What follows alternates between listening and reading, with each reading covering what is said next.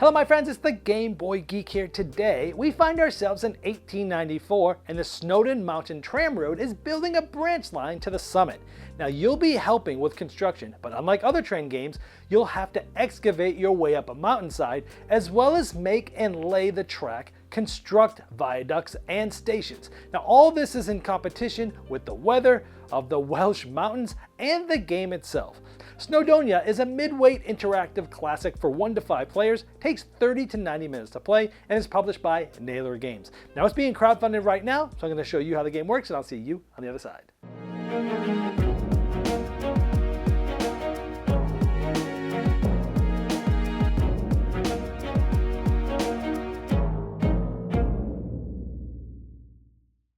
This is a crowdfunding preview, so all the art and components you see here are not final. These are prototypes. To see the most up-to-date art and components, check the link in the description of this video. Now even though Snowdonia, the special edition base game, has a new scenario and a new look, today we're going to be focusing on Snowdonia Grand Tour, which is an expansion that has many new scenarios, each of them coming with their own board, like this one, Isle of Wight, which we'll be focusing on today.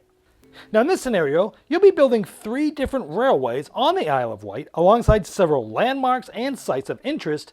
Meanwhile, the surveyors are on holiday and have decided to compete in a yacht race. Now even though this is a competitive game, the different players are going to be working on and building different parts of the track and different stations. Some of the things you'll be doing is excavating rubble, and when the last piece is gone, then any player can build tracks, putting their marker on there to show who built the tracks and getting those points at the end of the game. But you might be using resources like steel bars to build in different sites of interest and landmarks, which will be giving you points at the end of the game as well.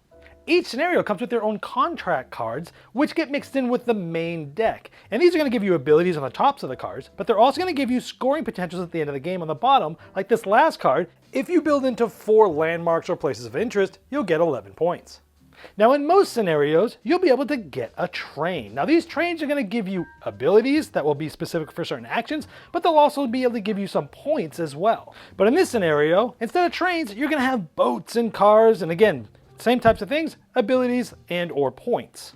Now this is all facilitated by worker placement, where you're going to be placing your workers on specific actions, and then once they're all placed, you're going to be resolving them in letter order from left to right, A through G, top through bottom. And these actions help facilitate the types of things I was talking about, like gaining resources like iron ore and stone and coal, or excavating, or trading resources for other resources, or laying track, or building and getting trains, or moving around the different yacht race. Now some of these actions, as you do things like excavating the last piece of rubble, or doing things like this, and even when you build in different places, will allow you to move around that yacht race. Now that yacht race is going to start here, and it's going to be going around the board, and as you finish a lap, you'll let yourself know by going here, and the first one to finish is going to be able to get 29 points at the end of the game, and it goes down as which place you come in. At certain parts, you'll be deciding which way to go, the longer way or the shorter way. Well, the shorter way is better because you get there faster, but if a white event cube is drawn, you'll actually move backwards too. Because at the beginning of the rounds, the stockyard is going to get refilled, a certain amount of cubes pulled from a bag, depending on the amount of players. This is going to be giving the resources that are available that round,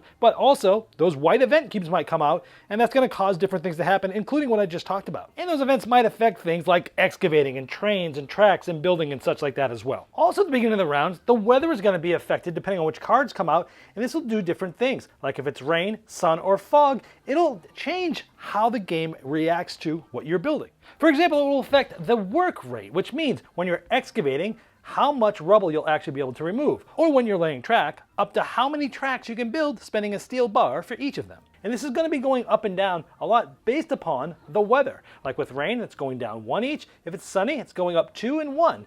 If it's foggy, it'll actually block spaces where you might want to put your workers. But since the weather's moving in clockwise way, you can actually plan what might be happening next round. Now as rubble is cleared, the progress token will be working its way down, and as soon as it gets to the end, depending on how many tracks it got to the end, and depending on how many players there are, that's what signifies the end of the game. And you'll be getting points from the contracts, possibly the boat or car that you have, the different types of landmarks that you maybe have gone to, the different stations you've built, and of course how far you got in the yacht race. Now I'm going to briefly show you some of the other scenarios that come with the Grand Tour expansion. The Demerara Berbice scenario is all about sugar.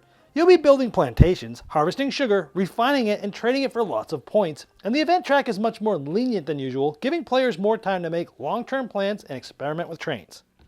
In the Tokyo Metro scenario, you'll be building 5 different intersecting lines on the Tokyo Metro network, and a huge amount of rubble, continuous floods, and smog makes this a difficult task. Meanwhile, the surveyors are navigating the network, finding extra objectives at each station they visit.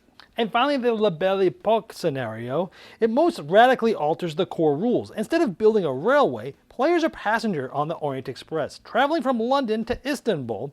A murder has taken place on board, and players are tasked with solving it. You'll be rummaging through luggage for evidence, interrogating your fellow passengers for information, and trying to get the staff or guests to talk with food and drink to get your way. Well, there you have Snowdonia, and as I showed in the overview, this new special edition of Snowdonia not only has an updated look and a new scenario, but thanks to the Grand Tour's new map board system that I showed you, setup is effortless. The campaign mode is also compatible with the master set scenarios, which is the older version of the game. Now you can also get a compatibility pack that enables you to use previous versions of Snowdonia to play the new scenarios included in Grand Tour. Now if you'd like to see the most up-to-date art and components and all the different pledge levels available, you can click the link right below me in the description of this video. Now that's going to bring you directly to the crowdfunding project page, and I'm sure that Naylor Games would love your support.